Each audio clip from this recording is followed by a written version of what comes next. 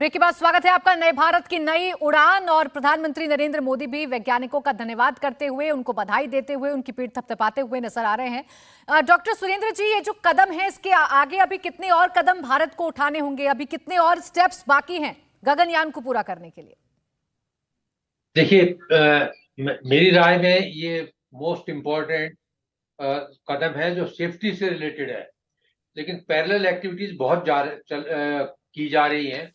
और ऐसा सिस्टम जो सिस्टम ऑफ सिस्टम्स होता है, काफी कॉम्प्लेक्स वेरिएबल्स होते हैं इसमें software, hardware, chemicals, mechanical, electronics, computers, so many things are there. तो वो पैरेलल एक्टिविटीज को जा रही हैं।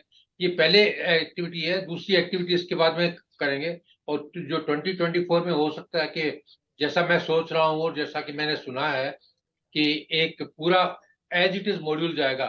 जैसे हम सैटेलाइट्स पहले बनाते थे और रॉकेट्स बनाते थे, तो उसमें इंजीनियरिंग मॉडल होता था। और इंजीनियरिंग मॉडल में almost everything used to be there, but it was not a flightable. So similarly, there will be a next step will be there in 2024. There will be a small, there will be some sort of a mannequin will be there which will have all the sensors, and whole module will be there. It will go to the orbit and then come back. So those things will be there. That will see the pressure system. It will also examine and also validate the air system, how to get the oxygen system, how to discard the carbon dioxide. All those things will be done, and there will be n number of sensors will be there. Like here itself, I am told that there are almost 15 gyros are there. The more than a dozen accelerometers are there. This becomes a complex. And then each module will have a navigation also, besides the inertial system. So it's a very complex system. And I think by next one, after D2 or D3, maybe D4 will be with mannequin and all those things. It will be a full-fledged system minus the human being. ठीक। लेकिन मनीष, एक सवाल जो इन तस्वीरों को देखकर जहन में आता है कि अभी तो बहुत कम ऊंचाई से हमने ये परीक्षण किया है ना। अभी तो अगर हम बात करें सिर्फ 16.8 किलोमीटर की ऊंचाई से किया। अब ऐसा जरूरी तो नहीं ना कि अगर इमरजेंसी आएगी तो इतनी ही ऊंचाई पर आएगी। तो ये कैसे अभी आगे वैज्ञानिक, क्या इसी से उनको मदद मिलेगी, इसी मॉड्यूल से? हाँ, मतलब ऐसा है कि इसरो के ऑलरेडी प्लान में है सारी चीज़ें। अलग अलग मोड्स होते हैं एस्केप के, जैसे हम अभी 2 कर चुके हैं। जो पहला होता है वो होता है जब हम पैड पे खड़े हैं, लॉन्च पैड पे खड़े हैं और तब कोई गड़बड़ हो जाए। दूसरा हमने देखा कि हम फ्लाइट में आए और असेंट के फेज़ में कुछ प्रॉब्लम हुई और हमारी जो स्पीड थी, जो रॉकेट की स्पीड थी, लॉन्च व्हीकल की जो स्पीड थी, वो 2 मैक से कम थी। 2 मैक मतलब साउंड की स्पीड की दुगनी से कम। तो 1.2 था आज जो था, टेस्ट हुआ है। लेकिन इट कैन हैपन कि हम 70-80 किलोमीटर ऊपर हों या फिर हम ऑलमोस्ट ऑर्बिट में पहुंचने वाले हों। क्योंकि देखिए, जो लॉन्च होगा ना, उसके अंदर मल्टीपल स्टेजेस होंगी।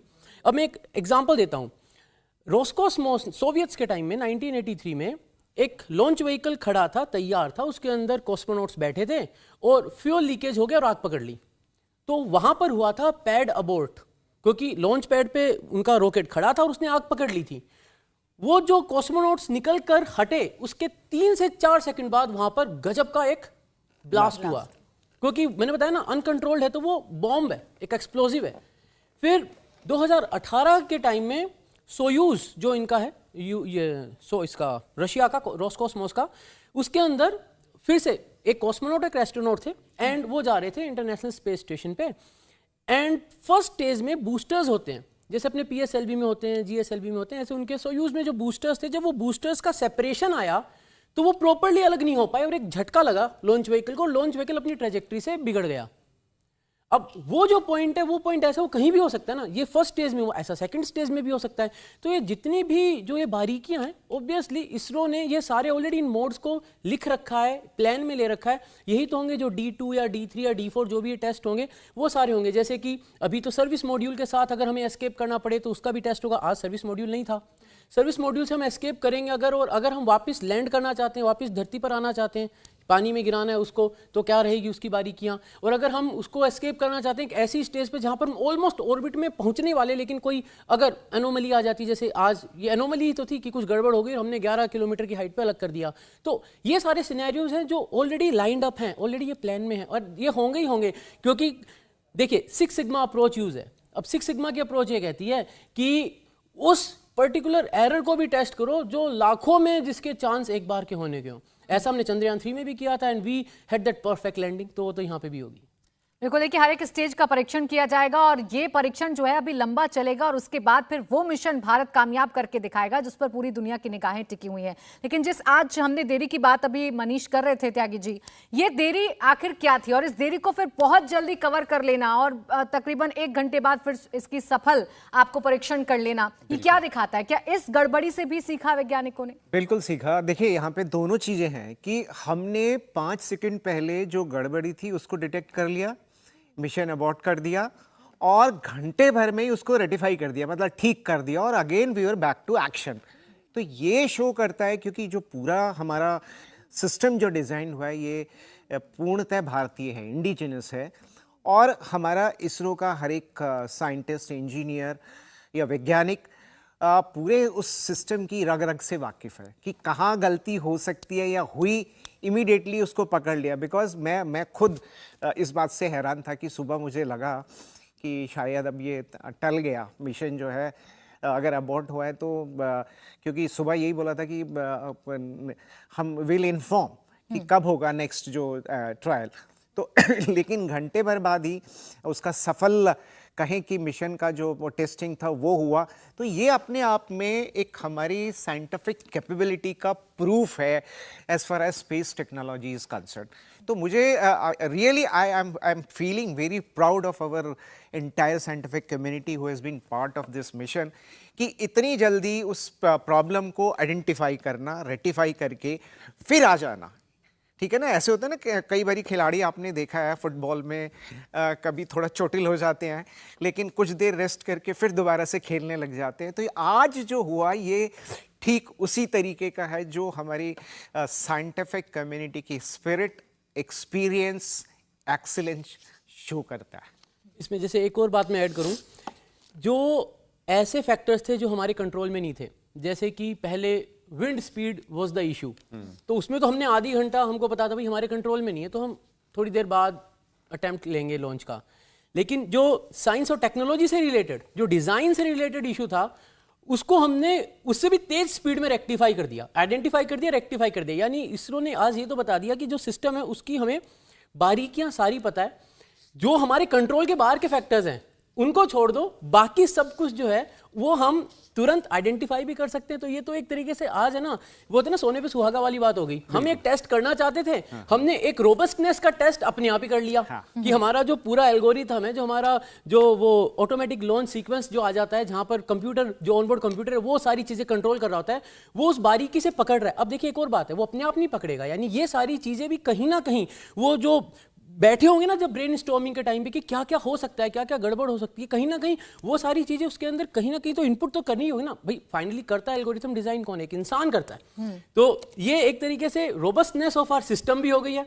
और सबसे बड़ी बात है, मेरे को लगता है कि ये तो मतलब बहुत रेयर ही ऐसे केस होते हैं जहां पे एक स्पेस मिशन है जिसमें कुछ गड़बड़ आई, इग्निशन का प्रॉब्लम हुआ और वो इतनी जल्दी रेक्टिफाई हुआ, आइडेंटिफाई हुआ और लॉन्च भी हुआ और सक्सेसफुल भी हुआ। एक और बात, हाँ, ये बहुत बड़ी मेरिट है इंडियन कहें कि हमारे स्पेस टेक्निकल एक्सीलेंस का, क्योंकि मैं कह रहा हूँ कि मैं पूरा सुबह हैरान था, मुझे लगा कि शायद टल गया, लेकिन कुछ ही देर बाद वो रेटिफाई हो गया और हमारा सक्सेसफुल टेस्ट भी हमारा सक्सेसफुल हो गया। तो ये बहुत बड़ा अचीवमेंट है।